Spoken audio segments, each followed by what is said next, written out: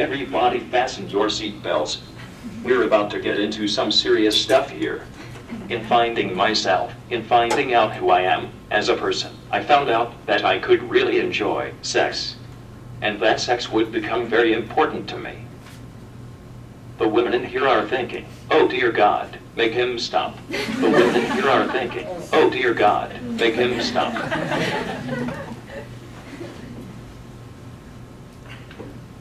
Do not let this little wheelchair man start talking about sex. Does he have a mute button? I promise, I'll be quick.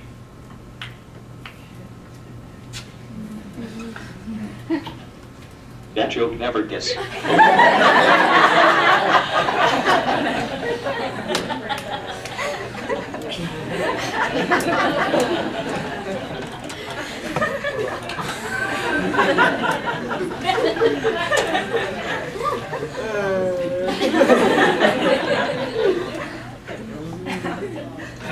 I'm told that you only receive one lecture during their entire program on this subject. That is so wrong. And I conveniently know the professor that does that lecture. I'm trying to convince him to let me come give that lecture. That would be one lecture you'd never, ever, ever, ever, ever forget. Whether or not we try to avoid it like the plague, it is of paramount importance. It could be an 85-year-old man that just broke his hip and is in a nursing home. He might not like talking to his wife all that much, but I bet he misses something else.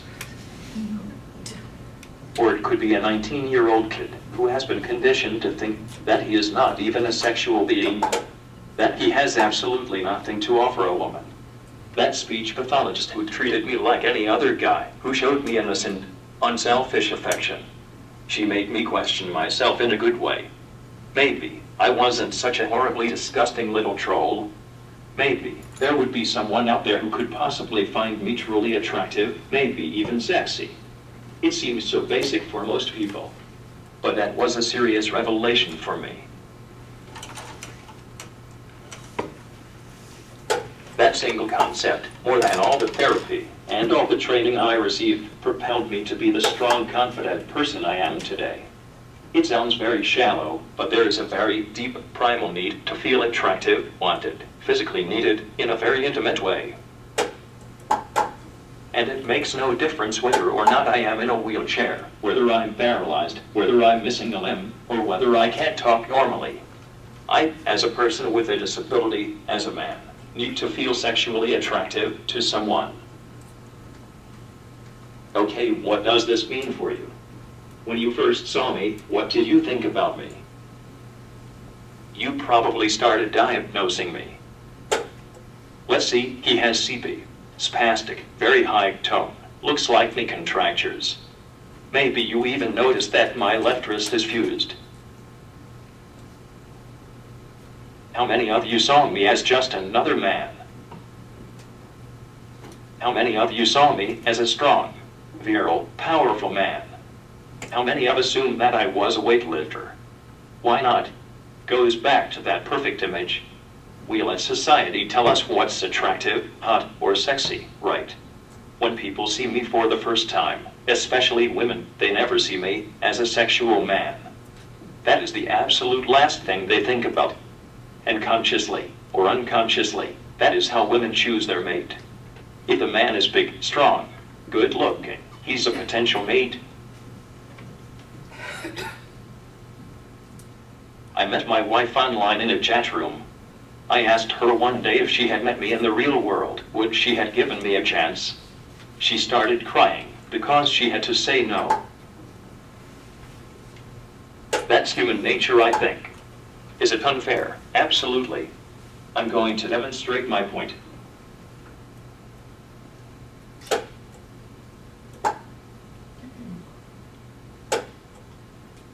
Right now, I'm going to need a female to assist me in a little demonstration, and I get to pick the one I want.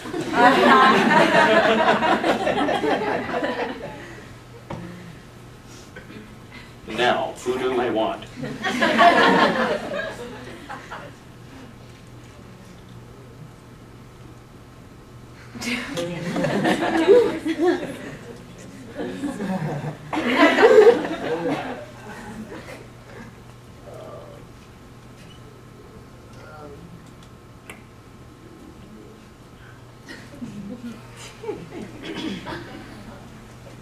Will you help me? Me? Me? Of course. Just as a side note, how much confidence would it take to approach a woman who is this beautiful?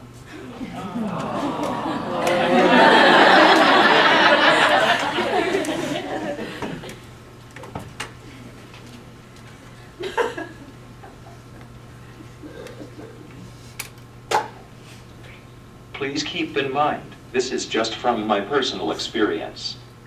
This may not be the case universally. And I don't know if it applies to women in my situation either.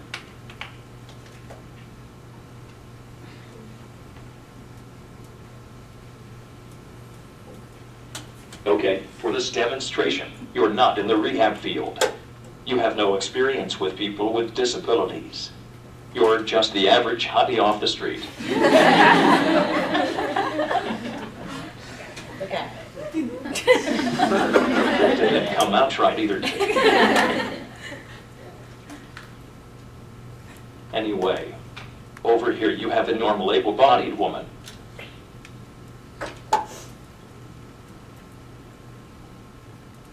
And over here, you have a guy with a severe disability, cerebral palsy, spina bifida, muscular dystrophy, whatever. Any kind of disability that makes you look deformed. Because why? We always judge people first on, not necessarily on their appearance, but on our opinion of their appearance. This is not the case if a guy is, say, a paraplegic. It could be some little boy band reject that got in an accident. He's disabled, in a wheelchair, but he's still a pretty boy. It would still be difficult for him, but nowhere near as hard as for someone with a severe physical deformity. If I meet this beautiful young lady out in the real world, there is a gulf or a chasm between us.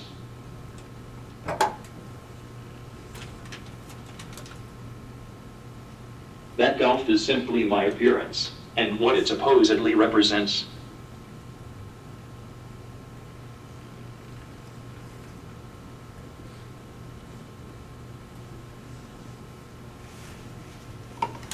I don't care if I'm sitting this close to her. There is still an emotional, a psychological barrier between us. In her mind, I'm not a man. My appearance represents someone who's basically a charity case. My appearance represents someone who constantly needs help. My appearance represents someone to be pitied. And she thinks I'm probably not even aware of my surroundings, or that I just parked way too close to her. Any ladies want to date someone like that? She isn't aware that behind this seemingly restrictive computer, cumbersome wheelchair, and this abnormal body, that there is actually a man. She doesn't understand to wait for me to type out what I want to say. All she knows is this little retarded guy has just parked his wheelchair way too close to her. She isn't going to sit there long enough to figure out that I am in fact typing an intelligent message to her. And I don't mean, what color underwear are you wearing?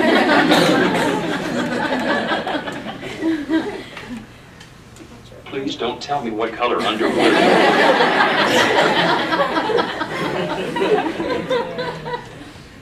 That might be a little awkward.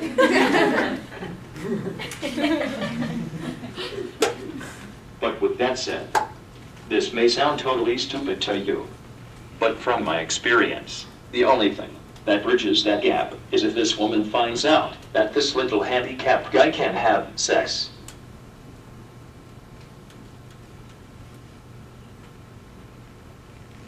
All of a sudden, she is thinking of me in a totally different light. Just as an observation, even now, every woman in here, your facial expressions, your eye contact, your body language, your energy, have all changed. And I changed, almost instantaneously, from a little helpless crippled guy in a wheelchair Now, at the very least, she either wants to know more about me, or she is disgusted by the very thought. At least I have a 50-50 chance. If she chooses to entertain the idea of sex with a guy with a disability, she becomes very curious, and there is nothing more attractive or addictive than a curious woman. In her mind, that opens up a whole world of possibilities. If he can have sex, he might have a job. He might be romantic, intelligent, funny, strong, sensitive. He might want to get married. He might want to have children, and will they be like him? It's pretty crazy that that whole line of thinking all comes from sex.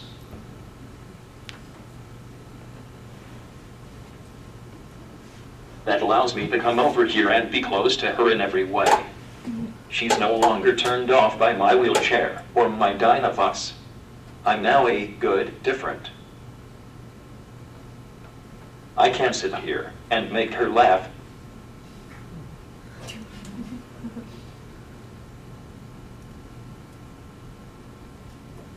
Hey, how you doing? She's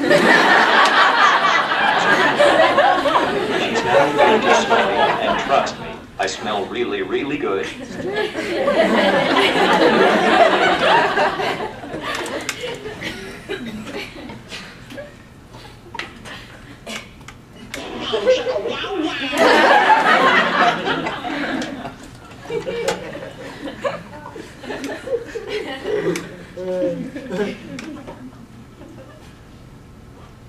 She's now free to sense my confidence, my energy level, my interest in her.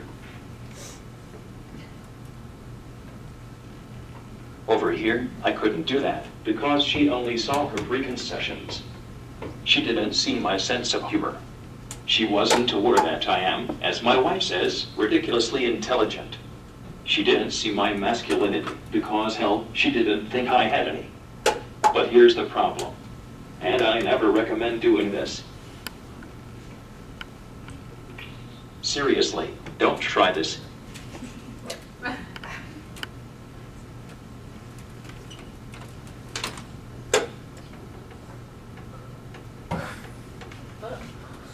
And I apologize ahead of time.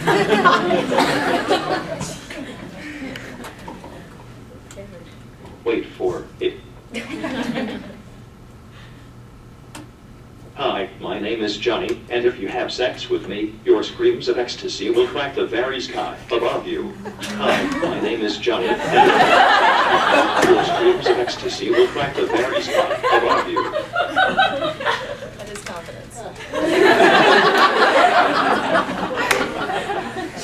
It's a pretty good line, just not the best opener. This conversation is going to end rather rapidly. You see the dilemma.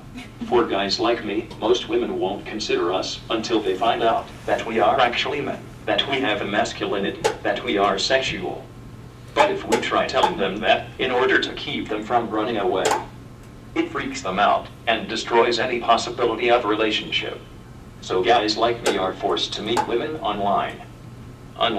This whole thing with the gulf and trying to bridge that gulf is irrelevant. She can't see me. There's a convenient little wall between us. I can be as funny, as wit, as romantic, and as intelligent as I want, without worrying about convincing her of my manhood.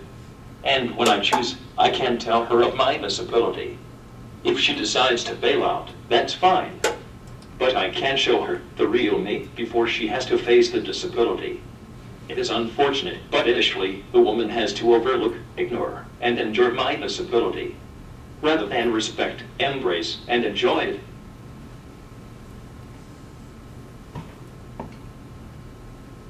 Thank you so much for your help. You're welcome.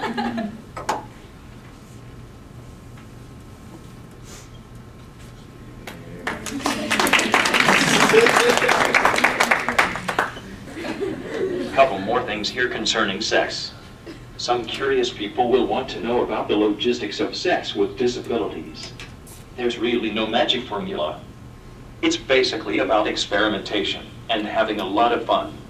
There might be a pillow over here, or the person may need help into a particular position. I used to tell people that it's not that different, but it really is. I think it's more involved, a lot more patience, not so much conquering involved. It's just a very different feel to it, no pun intended. And the last thing, I would assume that this would be the case for anyone with spastic cerebral palsy. But for me personally, having an orgasm is better than any muscle relaxer on the market. Why did every female in here just turn really, really red? If you can get past the grossness factor, it makes perfect sense. Every muscle tenses up for, I don't know, 10-15 seconds, and there's a big release. And yes, that's my orgasm face. The effects can last for hours. Less spasticity, more fluidity, clearer speech, and I end up sleeping like a baby. For me, it's the best cardio ever. 20-30 minutes of sex is far more effective than a treadmill. That probably sounded like I was bragging. Oops. Which brings me to another point. Most people think people like me can only just lay there. The other person has to do all the work. That couldn't be further from the truth. And that's probably another apprehension women have with guys with disabilities. They think it would be a one-way street in the bedroom. And that's simply not the case whatsoever. My wife probably wants to hide under her chair right about now. But I don't think it's something to be ashamed of. It's one of the best parts of life. And life is too short to be preoccupied with what other people think.